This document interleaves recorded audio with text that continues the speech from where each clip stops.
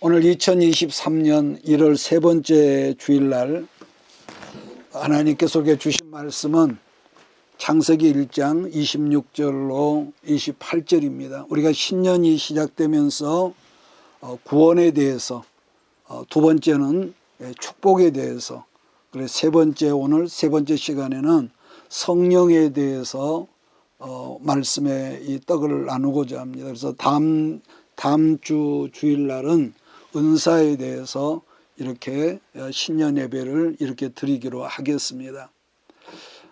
오늘 성령의 이 성령론이 아니라 성령에 대해서 우리가 말씀의 교제를 나누는데, 여러분 우리가 오늘 읽은 창세기 1장 26절 이하를 보면은 우리 기독교의 핵심 교리라고 하는 이 삼위일체 교리가 들어있는 말씀이죠. 이 삼위일체 교리를 대표적으로 부정하는 사이비로 말하면은 오늘날은 여호와 증인이라든지 아니면 또 하나는 이슬람교죠. 이슬람교는 철저하게 삼위일체 교리를 아주 부정합니다. 그 사람들이 주장하는 하나님은 한 분 아니냐, 이것까지는 이제 같은데, 문제는 몸뚱어리 하나에 어떻게 머리가 셋 달린 괴물이 하나님이겠냐 할 정도로 삼위일체 교리를 아주 부정한다는 점이죠. 그러나 오늘 본문 성경 창세기 1장 26절 이하를 보면은 사람을 만드실 때 뭐라고 했느냐, 내가가 아니라 뭐라고 하지요? 여기서 처음에 뭐냐, 우리가 그랬단 말이에요. 우리가. 물론 이 본문 성경은 하나지만은 오늘날도 교파나 또 이 교단에 따라서 이 말씀을 약간씩 다르게 이 말씀을 해석하는 사람도 있지만은, 지난 시간에 캐톨릭에서 하느님, 또 우리 개신교에서는 하나님이라 하듯이 그 핵심의 뜻은 한 분 하나님이란 말은 이런 맞는 말이거든요. 그래서 본문 말씀을 보면은 사람은 삼위 하나님의 형상과 모양대로 하나님을 닮은 창조물이 이 사람이라는 거죠. 한 분 하나님 안에 삼위가 계시는데, 이걸 간단히 말하면은 성부 하나님의 본성은 여러분 사랑이란 말이에요. 그 본성 안에 온 우주를 통치하시는 뜻이 있고 더불어서 거기에 애정이 있습니다. 그러나 성자 하나님은 성부 하나님의 뜻을 받들어서 말씀으로 세상을 통치하시고 창조하시고, 그런다면은 성령 하나님은 말씀에 의해서 하나님의 교회를 통해서 동역자를 통해서 하나님의 뜻을 현실화시키는 분이기 때문에 성령을 흔히 말하기를 역사 주권자라고 이렇게 말하기도 합니다. 그러기에 예수님은 뭐죠? 우리의 모든 삶 속에 실질적으로 역사하시는 하나님은 성령이기 때문에 성령을 거스르지 마라 이렇게 당부를 했고, 성령을 거스르면은 이 현세나 내세에서 사함을 받지 못한다 그랬어요. 이게 말씀이 조금 어려워질 수가 있는데, 간단히 말해서 한 분이신 하나님 안에 삼위가 있다는 거예요. 삼위. 그런데도 다른 게 또 있습니다. 삼위 하나님의 성격이 다르고 삼위의 사명이 다르다는 거. 또 하나는 삼위의 의가 각각 다른데, 성부 하나님은 옛날부터 뭐라 합니까? 공의의 하나님. 반면에 성자 하나님은 우리를 용서하시는 하나님. 그 다음에 성령 하나님은 사랑의 하나님. 이렇게 일컫죠. 이 말을 제가 해야겠는데, 사람은 누구나 원죄가 있고 또 내 스스로 짓는 자범죄가 있고, 또 그 다음에 우리 조상들로부터 계속 내려오는 어떤 유전적인 그런 이 죄가 있습니다. 그러나 원죄 문제는 이걸 줄여서 말한다면은 이건 물세례를 통해서 원죄가 사함받습니다. 그러나 자범죄, 우리 자범죄 문제는 성령 세례를 받으면은 뭐가 달라지냐? 첫째는 우리의 심령이 거듭나지만은, 반면에 유전죄 문제는 어떻게 그걸 다루느냐? 반드시 고난이라는 세례, 불편하고 힘든 그런 이 세례를 받도록 이렇게 세팅을 했다는 거죠. 그럼 왜 그럴까? 여러분, 사람이란 여러분, 나, 그 누구라도요, 어려운 광야, 고난 세례를 통과하지 않으면은 변하지 않은 것이니, 첫째는 뭐가 안 변하느냐? 성품이 변하지 않습니다. 절대로 안 변합니다. 그 다음에 성품이 변하지, 생활도 변할 턱이 없죠. 특별히 제가 당부하고자 하는 것은, 여러분 성령 세례받기를 늘 사모하는 그런 마음이 여러분에 있기를 바랍니다. 왜냐하면 성령 세례를 받으면은요, 첫째 우리가 기쁘거든요. 내가 뭐가 있어서 기쁜 것이 아니라 내 안에 기쁨의 영이 들어와요. 그래서 옛날 그 유행가 대중가에도 꽃집에 가시는 예뻐요 그런 노래가 있는 것처럼 내 안에 기쁨의 영이 있기 때문에 아브라함의 가정 속에 하나님께서 기쁨을 선물하잖아요. 그 이름을 이삭. 이삭은 곧 웃음이란 뜻인데, 그래서 성령을 우리가 받으면은요, 첫째 아름다워지지만은 또 한 가지가 있습니다. 그분이 우리 안에 들어오시면 탁월한 또 지혜가 생겨요. 그 사람의 공부를 얼마나 많이 했다, 어떤 유명한 이건 상관이 없습니다. 거듭 말하지만은 삼위일체 하나님은 한 분이지만은 그분 안에 삼위가 이렇게 공동체로 계시기 때문에 기독교 신앙의 신비 중에 그것을 신비라고 말한다, 이렇게 하는 것이죠. 자, 창세기 24장 말씀은 아브라함이 그 아들 이삭 독자를 결혼시키는 장면의 말씀인데, 그래서 이 창세기 24장 아브라함의 가정을 통해서 교파에 따라서 아브라함을 성부 하나님이라고 일컫기도 하고 삼일체를 설명하면서, 그 다음에 아들 이삭은 성자 하나님, 그 다음에 멀리 하란에까지 가서 아브라함의 아들 이삭을 중매하고 아내를 구해왔던 그 집 모습을 기억합니까? 엘리에셀이거든요. 엘리에셀. 화란 땅에 가서 이삭의 신부를 구해온 사람이 엘리에셀, 즉 아브라함 집의 모습이라고 그랬습니다. 그러면은 엘리에셀을 성령 하나님이라고 그랬는데, 그렇기 때문에 그러면은 이삭의 아내는 리브가는 뭐라고 할까? 이삭의 아내를 교회라고 그렇게 표현을 한다는 거죠. 자, 그래서 여기서 이삭의 아내를 교회라고 말하는 것은 구약은 이스라엘 민족을 여자라고 그랬고, 신약에서는 우리들 모두가 하나님의 교회, 신부, 신랑은 예수님 아니겠습니까? 그러니까 지금 말씀드린 것을 삼위일체 신앙으로 해석을 하기도 한다는 점을 간단히 제가 인용을 했습니다. 자, 그 다음은 마태복음 28장을 찾아가면서 오늘 성령에 대해서 말씀에 우리가 떡을 나누겠습니다. 마태복음 28장인데요. 본문 성경을 보면은 이 땅에 계속주로 오셨던 성자 하나님이신 예수님께서 처음으로 삼위일체 하나님을 말씀하셨다는 것이죠. 마태복음 28장 18절로 20절을 우리 함께 읽겠습니다. 예수께서 나와 말씀하여 이르시되 하늘과 땅의 모든 권세를 내게 주셨으니 그러므로 너희는 가서 모든 민족을 제자로 삼아 아버지와 아들과 성령의 이름으로 세례를 베풀고 내가 너희에게 분부한 모든 것을 가르쳐 지키게 하라. 볼지어다 내가 세상 끝까지 너희와 항상 함께 있으리라 하시니라. 그러니까 예수님의 제자들도 또 말세를 살아간 우리들도 사실 삼위일체 신앙을 우리가 말을 하면서도 이것을 제대로 이해가 안 되기 때문에 가장 정확한 해답은요, 우리들이 이 다음에 천국 가서 예수님 삼위일체가 뭡니까? 이렇게 직접 내가 한번 물어보려고 합니다. 자, 요한복음 14장 말씀 보면은요, 예수님이 잡히시기 전에 제자들이 많이 불안했지 않겠습니까? 지금까지 동고동락했던 예수님이 십자가에 달려 죽는다고 얼마나 불안했겠지요? 그때 제자들의 질문 중에 하나가 뭐라고 합니까?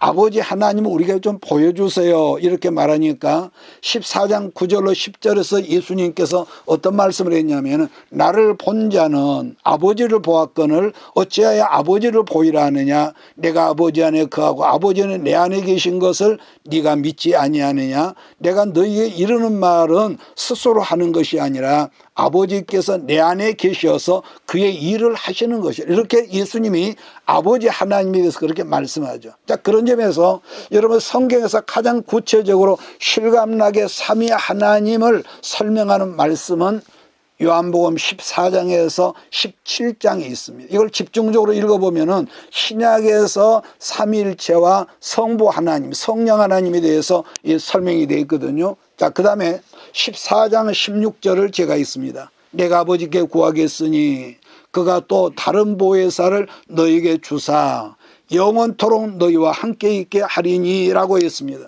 여러분 본문에서 보혜사란 누구냐? 성령 하나님의 별명이라고 그럽니다. 보혜사 성령께서 예수님으로부터 이 모든 사역의 바톤을 넘겨받은 말씀인데, 자 26절을 봅시다. 요한복음 14장 26절.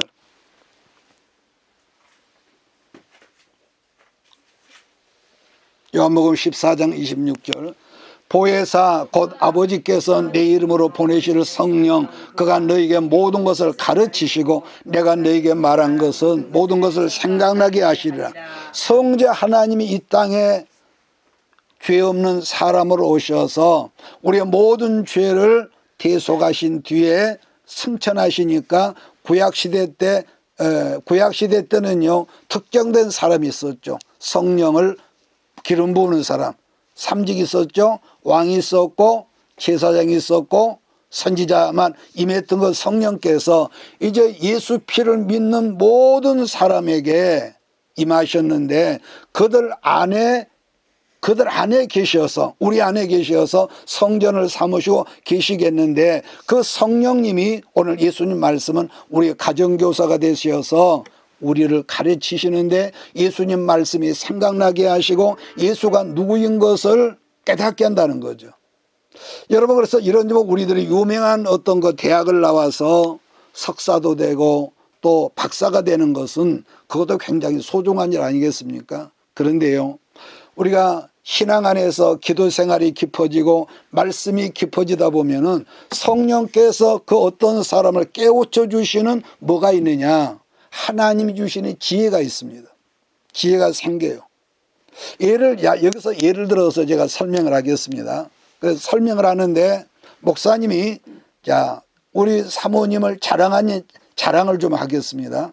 옛말에 자식 자랑은 절반 미치갱이고 마누라 자랑은 온 미치갱이라 했으며 그런 의미의 자랑이 아니라 제가 지금 그걸 성령에 대해서 지금 말씀하는데 예를 들어서 제가 이 설교 준비를 하다가 어떤 것은 이상하게 풀리지 않은 것이 있어요. 주석을 찾아봐도 안 되고 사전을 찾아봐도 안 되고 풀리질 않아서 자, 우리 사모에게 물어볼 때가 있단 말이에요. 그러면은 내 질문에 너무 쉽게 대답을 해줄 때가 있습니다. 솔직히 목사인 내가 사모보다 차관권이라도 더 보았을 텐데 내가 설교 준비를 하다가 풀리지 않은 문제를 물어보면은 그 문제에 해답을 주더라는 것이죠. 제가 지금 뭘 말하려고 하냐면은 보혜사 성령께서 주시는 지혜라고 하는 것은 세상에서 사람에게 배운 학문적 지식이나 지혜하고는 그 차원의 뭐라 할까 급수가 전혀 다르다는 것을 설명하려고 제가 지금 예를 들어서 말하는 거예요. 제 경험상 여러분에게 당부하려고 하는 것은 첫째는 뭐가 있느냐, 아까 언급했지만은 성령을 근심시키는 일을 하지 말라. 여러분과 내가 인생을 살다가 범죄했다고 성령님이 우리를 떠나는 것은 아니지만은 그분은 우리들처럼 여러분과 나처럼 뭐가 있느냐, 인격이 있고 이 감정이 있단 말이에요. 성령도. 그렇기 때문에 우리들이 성령을 여러분 거슬리면은 성령의 터치가 있어서 점점 둔감해집니다. 자, 그러나 예수님 말씀처럼 한 가지 더 분명한 또 있죠.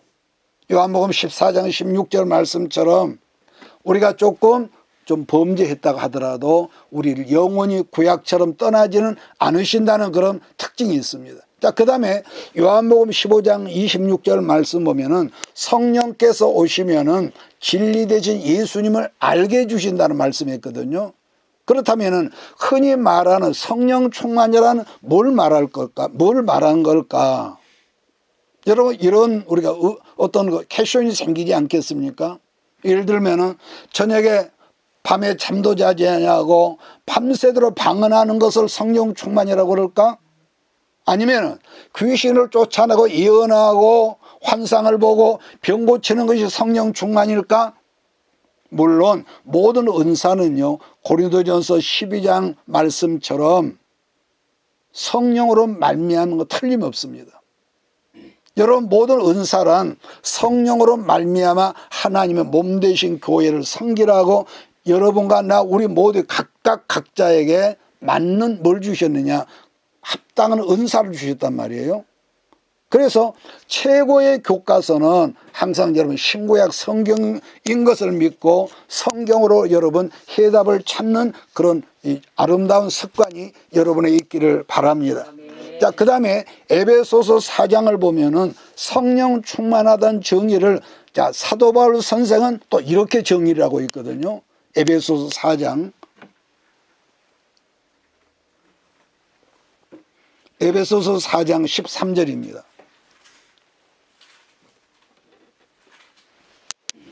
13절 4절을 같이 봅니다. 우리가 다 하나님의 아들을 믿는 것과 아는 일에 하나가 되어 온전한 사람을 이루어 그리스도의 장성한 분량이 충만한 데까지 이르리니 이는 우리가 이제부터 어린아이가 되지 아니하며 사람의 속임수와 간사한 유혹에 빠져 온갖 교훈의 풍조에 밀려 요동하지 않게 하려 함이라.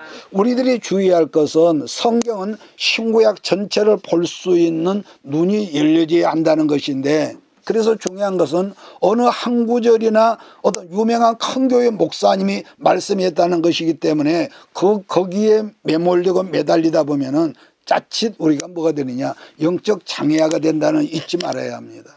어느 한 구절에 매이지 말는 거. 이단들의 사입의 특징은 어느 한 구절 몇 구절에 매인단 말이에요. 자, 그러면은 지금 바울 선생이 정의한 성령 충만이 뭐라는 것이냐? 우리 예수님에 이르기까지 자라는 사람을 성령 충만이라고 그랬다는, 에베소에 있어서는. 바울이 에베소에서 지금 본문에 강조하는 것 중에서 지금 특별히 뭘 강조했냐면은 뭐라고 합니까? 아는 것과 믿는 것. 아는 것과 믿는 것. 머리는 아는 것이 아니라 가슴은 뭐겠습니까? 믿는 거거든요. 그랬을 때 하나님께서 인정하시는 그런 사람을 온전한 사람이 된다는 거. 여기서 온전한 사람을 다르게 설명한다면 허물과 빈틈이 전혀 없는 완전한 사람을 일컫는 게 아니라 성숙한 사람 또는 철이 든 사람이라고. 그래서 우리 아이들이 어렸을 때는 갓난이 때 자라지만은 점점 아이가 자라서 그 부모를 닮고 그 부모의 어떤 것까지 자라듯이 예수님의 수준에 이르기까지 하나님의 성도들이 성장하는 것을 바울은 에베소에서 성숙한 사람을 했다는 것인데, 그걸 바꾸고 말하면 성령 충만한 사람이다, 이렇게 했다는 거죠. 자, 그래서 여러분, 우리는 이 시대 모든 사람들은요, 어지간하면 다 배울 만큼 배운 사람이기 때문에 우리가 품 있는 신앙으로 이 성경을 접근해야지, 너무 감성적으로 흔한 말로 불로 뜨겁게 이렇게만 하다 보면은 뜨겁기는 한데 뭐가 없느냐, 자칫 실속 없는 그런 사람이 된다는 거죠. 그러니까 분명한 것은 우리들이 성령으로 살면은 어떤 뭐로든지 뭐가 있느냐, 첫째는 이게 있습니다. 능력이 내게 오거든요. 능력.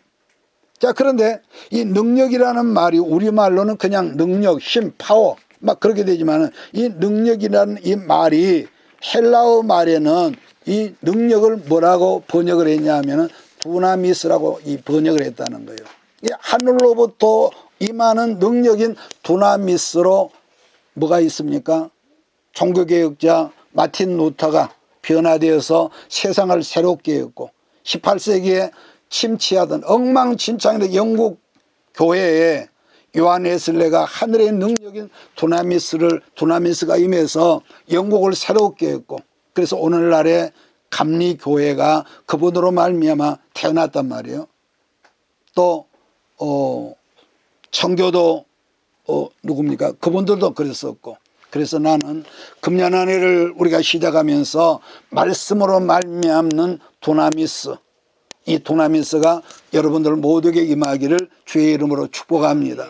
이 헬라어 두나미스에서 영어 단어로는 이게 두 가지가 여기서 나왔단 말이에요. 그 중에 하나가 여러분 들었을 거예요. 다이나마이트인데 이 경우는 뭐죠? 아주 폭발적인 이 능력이 있는데 이 다이나마이트는 산을 무너뜨리고 바위를 부숴뜨리는 그 엄청난 이 탁월한 능력이 있습니다.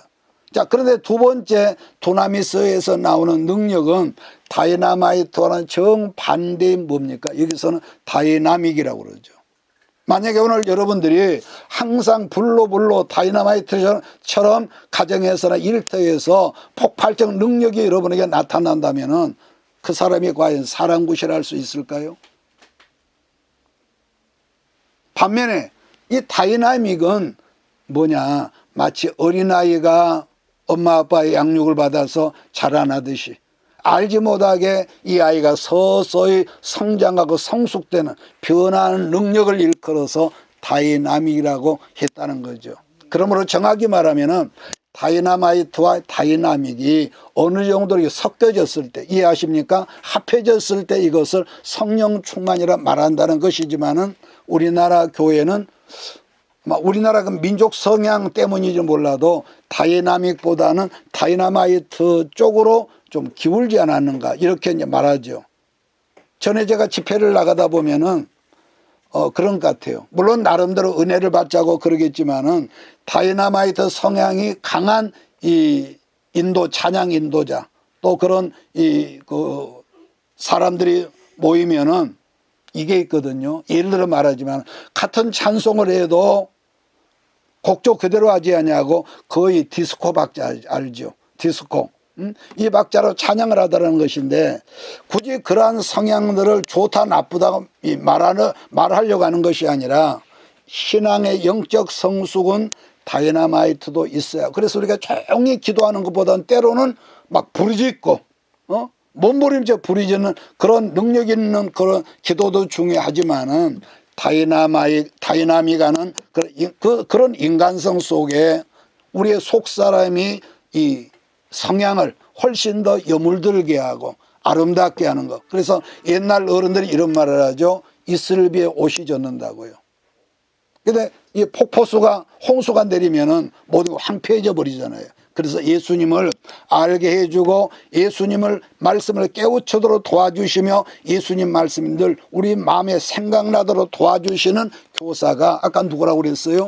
보혜사 성령이라는 거죠. 다시 말씀하면은 예수님을 아는 것과 믿는 분량인데 그렇게 본다면은 여러분 우리들에다 지금은 여러분도 나도 우리는 하나님과 함량 미달된 수준이란 말이에요. 왜냐하면은 우리는 지금도 여러분 자라나고 있으니까. 믿습니까? 우리는 지금 잘하고 있단 말이에요. 세상에서 공부를 많이 했다면은 많이 안다는 말, 지식이 많은 사람이지만은 그러나 기도 생활이 많으면은 말씀을 보자 기도 생활이 많으면은 첫째 냉랭하던 우리 가슴이 어떤 변화가 있습니까? 뜨거워지죠. 뜨거워져. 그래서 그 냉랭한 머리와 뜨거운 가슴이 하나가 되어 철이던 사람, 곧 성숙한 사람이 되어서 마침내 우리 예수님의 분량에 이르기까지 이 성장, 자라나라는 바울 선생의 당부인 것이죠. 자, 그러면 요한복음 16장을 찾아가겠습니다. 요한복음 16장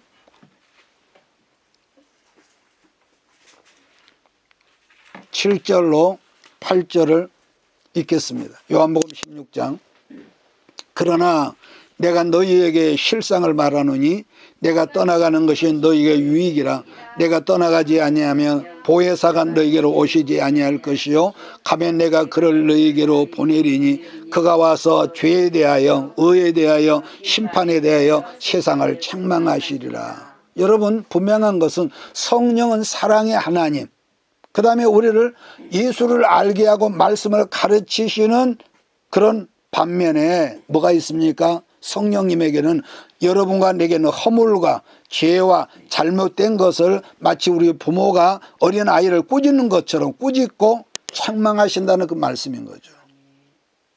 그러니까 중요한 것은 성령께서 우리를 꾸짖고 책망하실 때는 우리가 환경적으로 나를 낮추신다거나 전혀 뜻밖의 사람에 따라서 어떤 우환질고가 생긴다든지 아니면 어떤 사람은 아주 체면을 중히 여기는 사람인데 부끄러운 상황에 직면하는 등 아주 벌거벗은 것처럼 그랬을 때에 그런 환경을 이끌어가는 어떤 사람 원망하고 그러지 말고 그럴 때 오늘 성령께서 말씀하는 성령님께서 저 사람을 통해서 나를 책망하시는구나 깨닫고 그 책망을 여러분 순종할 수 있는 여러분 모두가 되기를 주의 이름으로 부탁합니다. 그러니까 보여지는 환경을 보면은 성령을 거스른단 말이에요. 자, 그러면은 성경에서 순종하는 것을 뭐라는 거냐. 제가 지금 그런 환경 속에서 원수가 불러 순종하라고 그랬는데 그것은 그 사람이 위대해서가 아니거든요. 그러니까 이 모든 것은 바울이 범죄하고 도망갈 때 시므이가 일국의 왕을 저주하고 다윗을 여러분 저주할 때에 막 어떻게 합니까? 신하들은 가서 내가 저놈을 죽이겠습니다. 그래서 다윗이 한 말이 있죠. 놔둬라. 여호와께서 시므이에게 나를 저주하라고 하는 것인데 내가 어떻게 하겠 그러면서 시므이를 상관하지 않잖아요. 그래서 거기서 다윗이 납작 엎드리는 거죠. 그걸 성경은 회개한다가 회개한다. 그러니까 문제는 이게 있습니다. 이건 여러분에게 해당되고 내게도 해당되는데 회개한다고 했을 대충 말로만 하지 말고 여러분 저도 젊었을 때 부부싸움 하다 보면은 나중에 사과를 해야겠는데 온전히 이게 되지 않아서 내가 잘못했단 말이야. 잘못했다 말하지 않아. 이것은 잘못했다는 표현 언어는 맞는데 그 사람 중심이 실어지지 않거든요. 그러니까 그런 말은 들어도 상대가 기분 나빠. 안 풀어지죠. 그래서 문제는 회개할 때 대충 입으로 말로만 하지 말고 뭐죠? 마음과 정성을 다해서 정식으로 인격적으로 회개하라는 거. 이 말 이해하십니까? 입으로만 하지 말라는 거. 왜냐? 아까 그러죠. 성령님은 여러분과 나처럼 그분은 인격자시니까요. 그래서 사도 요한이 요한일서에서 뭐라고 그러죠? 요한일서 1장 9절에 보면은 이런 말이죠. 만일 우리가 우리 죄를 자백하면 그는 미쁘시고 의로우사 우리 죄를 사하시며 그 다음에 우리는 모든 불의에서 죄가 하나도 없는 것처럼 깨끗한 백지를 만든대요. 믿습니까? 이게 성령님.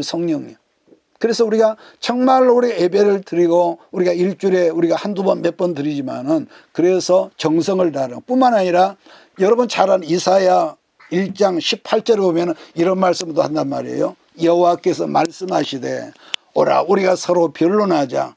그 다음에 뭐죠? 변론하면은 너희 죄가 주홍 같을지라도 해결할 수 없는 죄덩어리일지라도 눈과 같이 휘어질 것이요 회개하면은 진홍같이 붉을지라도 양털같이 희게 되리라. 믿습니까? 그러니까 이 성령 하나님 분명한 것은 우리 하나님은 우리가 잘못하면 징벌하시고 꾸짖고 벌 주시고 심판만 하시는 하나님이 아니라 하나님의 본질 본성이 뭐라는 거죠? 사랑이라는 겁니다. 우리 부모가 때로는 그냥 눈에 불을 켜고 아이를 막 금방 어떻게 할 것처럼 그렇게 하지만은 그 속에는 뭐가 있습니까? 사랑이 있다는 거예요. 나무 집 자식이 별짓을 해봐도 그거 상관 안 하죠. 요즘 같은 세대는 큰 봉변을 당하죠. 그러니까 사단에 속한 사람은 별별 더러운 짓을 다 해도 방치 냅두지만은 그러나 예수님 십자가의 피로 구속함을 입은 사람이 불순종하고 여러분 성령을 거스르면은 무섭게 징벌하시고 또 그 다음에 모든 환경을 다 그런 건 아니겠지만 광야로 쫓아내신단 말이에요. 왜? 훈련해야 하니까. 그렇기 때문에 히브리서 12장에서 히브리서 기자는 6절 7절에서 이런 말 하거든요. 주께서 그 사랑하시는 자를 징계하시고 그가 받아들이신 아들마다 중요한 게 있습니다. 매래 이 채찍질 하심이라 하였으니 너희가 참으면 징계를 받기 위함이라 하나님이 아들과 같이 너희를 대우하시나니 어찌 아버지가 징계하지 않는 아들이 있겠느냐 이렇게 말씀하더라는 거죠. 근데 문제는 우리 스스로 예수를 잘 믿는다고 하지만은 세상을 살다 보면은 어떻습니까? 이런저런 시험을 당하고 이런 문제 저 문제 그러다 마음이 흔들려가지고 믿음이 약해가지고 막 요동하고 흔들릴 때가 있지 않습니까? 그럴 때는요 솔직히 그런 염려가 우리 안에 들어오면은 기도가 안 됩니다. 자꾸 그 생각에 매일 잡혀 있어가지고요.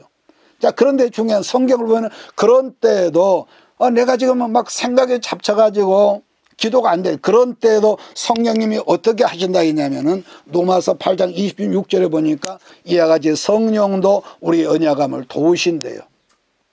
그래서 우리는 마땅히 기도할 바를 알지. 왜? 근심에 잡혀서 못하나 오직 성령이 말할 수 없는 탄식으로 우리를 대신해서 친히 뭐라고 하죠? 간구하신다. 기가 막힌 말씀 아니겠습니까? 여러분 우리들이 인생 가운데서 연약하다 보니까 때로는 낙심이 되고 흔들릴 때가 있거든요. 여러분 사람이요 저도 그런 경우 많았지만은 너무 상황이 막막하면은요 기도가 안 돼요. 기도가 안 돼요. 정말 안 되거든요. 그랬을 때 우리를 위해서 보혜사 성령님이 탄식을 하면서 우리를 위해서 성부 하나님께 기도하신다는 말씀인 거죠. 그러니까 나 같은 경우도 지나가는 세월을 돌아보면은 좀 잘해보고 싶었어요. 목회도 잘해보고 싶었고 생활도 좀 여유있게 하고 싶었고 그랬는데 지난 세월을 돌아보면 하는 것마다 개골창으로 처박혀져서 안 되는 것이 내 은사였고 돌이켜보면 표현상 망하는 것이 내 은사였다 그런 생각을 여러분 들 때가 있단 말이에요. 그러니까 파도 같은 환경 비바람이 치고 그러면 어떻게 해볼 재주가 없어요.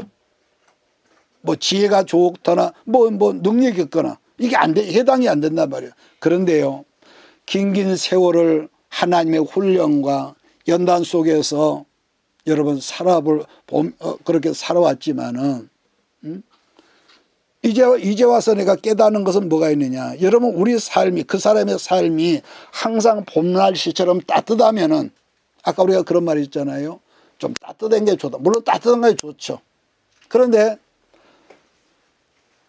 우리가 항상 봄날씨처럼 따뜻한 환경 속에서 우리가 젖어서 어떻게 되느냐. 마침내 그 사람이 서 있는 환경이 뭐가 되느냐. 사막화가 된다는 거죠. 사막화. 이해하시겠습니까? 따뜻한 게 나쁘다는 게 아니에요. 그걸 좋아하고 거기에 파묻히다 보면은 그거 속에 매몰리다 보면 나도 몰래 여러분 사막화 된다. 자, 그런데 거기에 뭐가 있습니까? 하나님이 만드신 것은 춘하 추동 사계절이 있고 때로는 추위가 있고 엄청난 무서운 비바람이 몰아치고 홍수가 나고 그러면 나무가 뽑히고요. 막 기가 막히죠. 그런데 알고 보니까 여러분 그런 풍랑, 태풍이 우리들을 인생을 위해서 굉장히 좋은 일을 한다는 것은 큰 태풍이 오면은 잔잔한 바닷물 속을 뭐하죠? 확 뒤집어 놓는 거죠. 그래서 태풍이 오면은 바닷속 미생물이 살아나고 더러운 오염물질이 없어진다는 거 아니겠습니까? 그래서 우리 인생도 그런 감당하기 어려운 태풍은 때로는 너무너무 잔인하죠. 그래서 때로 원망하는 마음도 들고 하나님 왜 나한테 이러십니까? 너무 잔인하다 싶지만은 이제 그런데 그런 태풍 때문에 결국은 내 심령이 하나님 앞에 더 가까이 다가지고 깨끗해지고 순수해지고 하나님 의지한다는 뭐 있습니까? 겸손함을 거기서 배우더라는 거죠.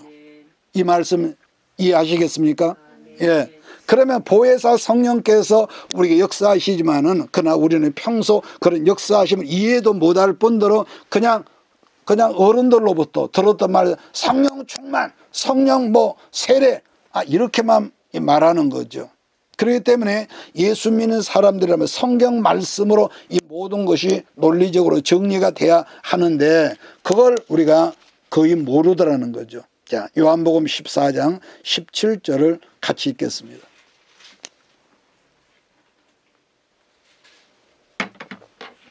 요한복음 14장 17절 시작. 그는 그는 이는 그를 보지도 못하고 알지도 못함이라. 그러나 너희는 그를 아나니 그는 너희와 함께 계시겠으며 또 너희 속에 계시겠음이라.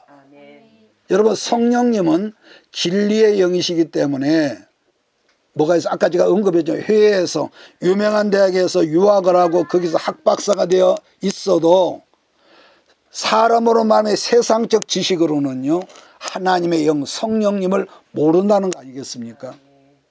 왜? 차원이 다르니까요. 그런데 여러분가 예수를 믿고 말씀 안에 거하는 우리는 이미 진리의 영이 우리 안에 있다는 거죠. 특히 본문 여러분 성경 구절을 보면은 두 가지 표현이 한꺼번에 있는데 하나는 너희와 함께 거하시겠음이라고 그랬고 두 번째는 우리 속에 계시겠음이라고 했다는 거예요. 이게 무슨 말일까? 성령님이 우리와 함께 거하신다는 말씀을 다르게 표현하면은 성령의 외적 권능, 또 고린도식으로 말하면은 성령의 은사가 임한다 이렇게 말하죠. 근데 같은 성령이만 우리 속에 거하시겠으면 이 말은 성령이 거하신다는 말은 성령으로 말미암는 열매가 우리 안에서 맺혀진다. 성령의 열매. 제가 지금 설명한 걸 이해가 되십니까?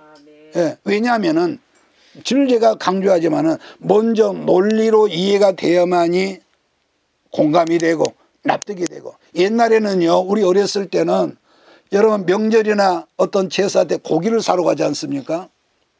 그때는 엄마도 야 고기 한 건 사와. 그러면은 우리가 거기 가서 푸주간에 가서 아저씨 고기 한 건 주세요 그랬는데 그러면 준 대로 우리가 먹었단 말이에요. 근데 오늘날은 어떻게 합니까? 똑같은 돼지고기지만은 나는 소고기, 난 등심을 주세요. 나는 안심을 주세요. 양지를 주세요. 전부 다 다르거든요. 이것이 바로 안다는 거. 이게 같은 성령이 위한 여러분 그렇거든요. 그런다고 그래서 우리가 그런다고 우리가 진리의 말씀이 전부 다 깨달아지는 것은 아니라는 걸 또 알아야 합니다. 성령이 외적으로 거하신다는 말씀이 지금 언급한 고린도전서 12장에 나오는 뭐죠? 성령의 9가지 은사죠. 그래서 고린도전서 12장을 은사장이라고 그러고 그러면은 성령이 너희 속에 거하신다는 말씀 아까 뭐라고 그랬습니까? 갈라디아 5장에 있는 성령의 9가지 열매다. 정리가 되었으면 좋겠습니다. 그렇기 때문에 외적으로 임하는 성령의 능력과 내적으로 임하는 성령의 능력의 열매인데 이 두 가지가 온전히 합해질 때에 진정한 성경이 말씀하는 성령 충만이라 말한다는 것을 여러분 숙지가 되기를 부탁을 드립니다. 우리나라 그 기독교는 오순절 계통의 교회들은요 주로 성령의 외적 은사에 좀 이렇게 치우친 편이죠. 오순절 계통. 뭐 다 그런 건 아니겠지만은 그러나 일반 장로교회 쪽은 성령의 내적인 걸 말하죠. 그런데 중요한 것은요 어떤 것이 좋다 나쁘다 이걸 말하는 것이 아니라 이 둘이 적당히 섞여지면은 금상첨화라고 그러죠. 그래서 어떤 사람은 같은 기도를 해도 막 소리를 질러며 기도한 것 같고 근데 평소에 조용조용한 이 다이나믹한 그런 곳에 젖어 있는 사람은 그런 데 가면 정신이 헷갈려 아주 꼼짝을 못 합니다. 그런가 하면은 막 평소에 주여 불러불러 하는 사람은 다이나믹한 그런 교회 가면은요 아이고 나는 그 교회 졸려서 못 가겠다고 그렇게 하죠. 근데 그건 둘 다 좀 문제가 있죠. 적당히 섞여지는 거. 그래서 말씀을 오늘 마무리하면서 갈라디아 5장을 찾아가도록 하겠습니다. 제가 지금 말씀을 했다시피 성령의 내적 열매 인격이라고 하는 것은 우리들 겉사람이 아니라 속사람이 예수님을 닮아가는 인격이라고 그랬단 말이에요. 자, 갈라디아서 5장 성경은 열매장이라는 이 별명이 붙어 있는 성경입니다.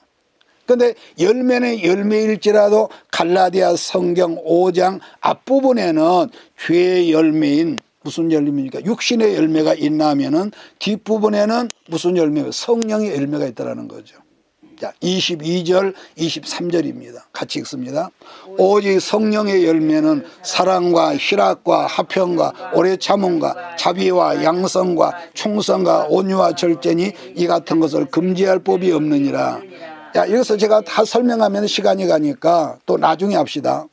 희락이라는 기쁨이지만은, 희락이 희락되기 위해서는 뭐냐? 기쁨이지만은 가장 우리가 인간관계에서도 우리가 영적 연관에 중요한 것은요, 관계거든요. 관계가 망가져버리면 부부관계 아무리 사랑하지만은 화평이 깨져버립니다. 그러죠? 화평이 깨져버려. 이것은 하나님과 관계, 나와 이웃과의 관계가 깨지면은 그런 사람은 절대로 화평이 없다는 점을 깨달아야 합니다. 절대로요. 또 본문에 오래 참음이라는 말은 그냥 참고 견디는 것은 여기서 인내하고 다르다는 걸 알아야 하는데, 그러니까 무슨 말이냐면은 어렵고 힘든 고난의 시험을 잘 오래 참고 기다릴 줄 아는 그런 능력이라고 그럴까요? 여러분, 예수를 잘 믿으면은 어떤 분들은 고난이 없어진다 그렇게 가르치는 분도 있습니다만은 저는요, 착각하지 말라고 싶어요. 왜냐하면은 여러분은 예수를 우리가 뭡니까? 종교적으로 믿으면 어려운 시험도 없어요. 그런데 정말로 잘 믿으면은요, 옛날에 없었던 시험과 고난이 그 사람을 꼭 찾아오거든요. 쭉 찾아옵니다. 그런데 여러분, 우리들이 성령 받은 다음에 뭐가 생기냐면은 그런 어려운 고난과 시험을 당하지만은 그걸 묵묵히 좀 멍청한 사람처럼 바보처럼 참고 기다리면은 참는 능력이 생긴다는 거. 여자가 성장한 여자가 결혼을 하고 임신하면은 얼마나 불편합니까? 그런데 불편한 게 한두 가지가 아니지만 그러나 묵묵히 참고 견디면은 어느 날 아름다운 생명이 자기에서 태어난 것 같이, 여러분, 사람 우리가 인간관계도 그렇듯이 정말 참고 견디면은 여러분과 나에게 정말로 좋은 일들이 막 생겨날 줄 믿습니다. 이게 참고 견딜 줄 알아요. 자, 그렇다면은 온유의 열매는 언제 생기느냐 하면은 어떤 힘듦이 있고 억울함이 있을지라도 십자가를 바라보면서 기다리면은 내 안에서 이상하게 온유의 열매가 생긴다는 거. 인간관계에서 온유라고 하는 것은 저 사람이 나한테 분명히 못된 짓을 했거든요. 뒤에서 내 흉을 본다든지 못된 일을 했고, 자, 그런데 내가 그 친구에게 갚아줄 능력이 있지만은 내가 그 갚아줄 내게 힘이 있지만 그것을 참고 내 스스로 거절하는 것을 온유의 능력, 온유의 열매라고 말하죠. 이걸 다르게 설명하면 좀 맞는가 모르냐. 약혼요, 마리아가 요셉의 약혼자가 어느 날 임신했다는 것을 그 시대 요셉이 알았을 때 솔직히 남자로서 얼마나 배신감이 있고 열불이 나고 억장이 무너지지 않았겠습니까? 그래서 요셉이 뭐라 했다는 거예요? 혈기로 나팔 불지 않고 조용히 관계를 끊으려 했다는 거죠. 참 귀한 인격 아니겠습니까? 자, 그러한 요셉을 성경이 뭐라 했느냐? 의로운 사람, 곧 의인이라고 이렇게 평했다는 거. 여기서 온유의 또 다른 해석이라면은 외적인 압력이죠. 외적인 압력. 자, 이렇게 하고 제가 끝내겠습니다. 거칠고 사나운 야생마가 처음에는요, 막 길이길이 이렇게 날뛰죠. 날뛰지만은, 이런 사람이란, 그런 것처럼 사람이란 외적 요인에 의해서 점점 온유로 길들여지듯이 사람도 뭐가 있으면 여러분도 나도 보이지 않는 하나님의 손길에 의해서 우리 안에는 거칠고, 옛날에 조금만 커서 참지도 못했던 그런 거칠고 싸나운 성향들이 어느 순간 점점 온유로 길들여지고, 옛날에는 조금만 화나면 그걸 견디지 못하고 뱉어내던 사람이 그 말하지 않는 편으로 이렇게 바꿔지더라는 거. 반복하지만은 뭐든지 내가 힘이 없어서 상대가 나한테 잘못해서 참아주는 것은 그건 비겁하고 비참하지요. 그렇지 않습니까? 그러나 어느 순간 힘이란 능력이 내게 생겼을 때에 상대에 대해 잘못한 상대를 참아주는 것을 온유의 열매가 열린 사람이다. 성경 그렇게 말한다는 거. 또 나 자신에 대한 온유란 여러분과 납니다. 온유란 뭡니까? 우리 가정에서도 이런 게 있지만은 열불이 나서 막 그때 화가 나고 그래서 막 던져버리고 싶죠. 발로 차버리고 싶고 막 다 부숴버리고 싶지만은 그 당시에 주여 말하면서 나 스스로를 통제하고 절제하는 것을 온유의 열매가 맺힌 사람이다. 할렐루야. 그러니까 우리가 성령 충만, 성깔이 없어지는 게 아니에요. 다스려져서 내 안에 그런 열불이 있지만서 그걸 절제할 수 있는 능력이 내 안에 생기는 열매라고 한다는 거. 마지막 성령의 열매가 사람이란 나무 맨 꼭대기에 열리진 열매가 절제인데, 제가 읽겠습니다. 오직 성령의 열매는 사랑과 희락과 화평과 오래 참음과 자비와 양선과 충성과 온유와 절제니, 절제의 열매가 맨 꼭대기 마지막으로 열린 이유가 있지 않겠습니까? 절제할 줄 아는 사람이 진짜 성령의 열매를 맺는 사람이라는 건데, 왜냐하면 여러분, 절제가 그만큼 말이 쉬워서 절제지 그만큼 어렵습니다. 그만큼 힘듭니다. 절제할 줄 아는 사람이 진짜 성령의 열매를 맺는 사람이라는 거. 왜냐하면 절제란 건요, 우리가 나쁜 일에 절제, 그게 아니라 여러분, 중요한 것은요, 좋은 일이 있어 좋은 일에도 절제할 줄 알아야 하고, 또 혹 나쁜 일에도 가장 어렵고 힘든, 그건 정말로 힘들거든요. 왜냐하면 내가 좀 절제하면은 저 친구가 나를 바보 멍충이처럼 보지 않을까? 이런 어떤 자존심 같은 거.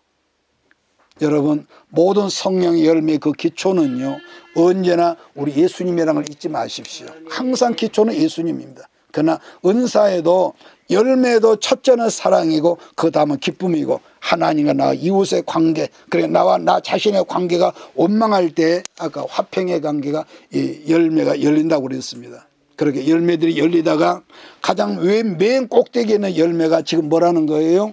절제 열매.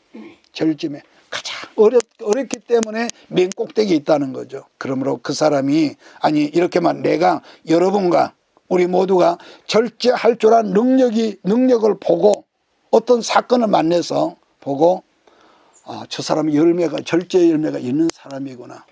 아니면은 저건 열매가 없는 사람이라. 그 사람이 좋은 사람 나쁜 사람이 아니라 우리가 이렇게 성경적으로 사람을 말할 수가 있다는 거.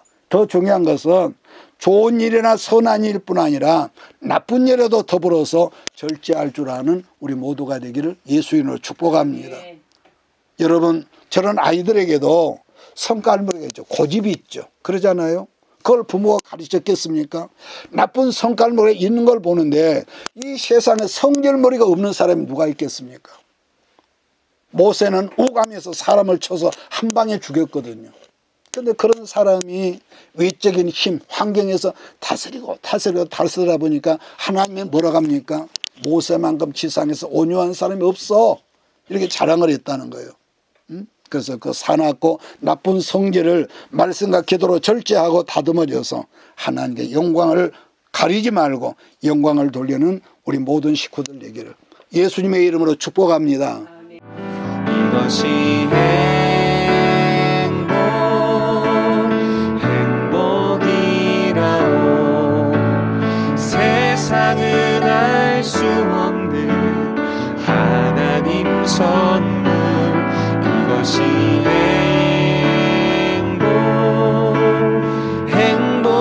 행복이라오. 하나님의 자녀로 살아가는 것. 이것이 행복이라오. 이것이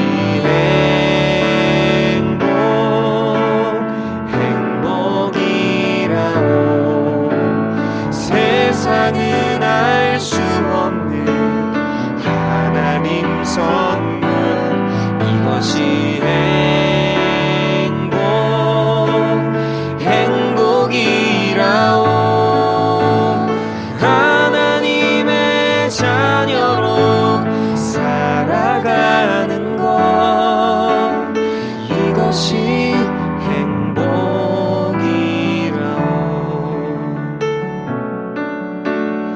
이것이 행복이라오. 이것이 행복.